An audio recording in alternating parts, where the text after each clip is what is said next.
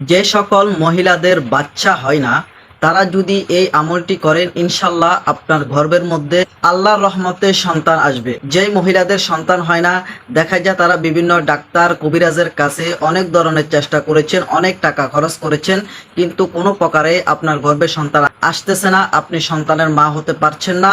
তো আপনি যদি কোরআনের এই আমলটি করেন আল্লাহ চাহে তো অল্প দিনের মধ্যে আপনার গর্ভের মধ্যে সন্তান আসবে। অবশ্যই ভিডিওটি অন্যের দেখার ক্ষেত্রে শেয়ার করবেন, ভালো লাগলে লাইক করবেন, অধিক পরিমাণ যদি ভালো লেগে থাকে অবশ্যই এই চ্যানেলটি সাবস্ক্রাইব করবেন, কারণ এটি একটি ইসলামিক ভিডিও। অবশ্যই ভিডিওটি শেয়ার করবেন।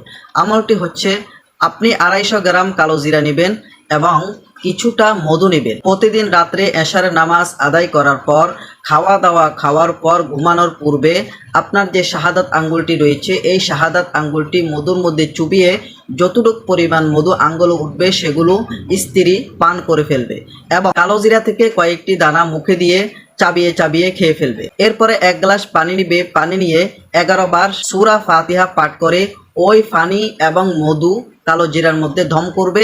ধম করে ওই পানি 1 গ্লাস প্রতিদিন রাত্রে পুরাটাই খেয়ে ফেলবে। ইনশাল্লাহ এইভাবে আপনি কয়েকদিন করলে আপনি পুত্র সন্তানের হয়তোবা সন্তানের বাবা হতে পারবেন, সন্তানের মা হতে পারবেন, আপনার গর্ভে সন্তান চলে আসবে ইনশাআল্লাহ।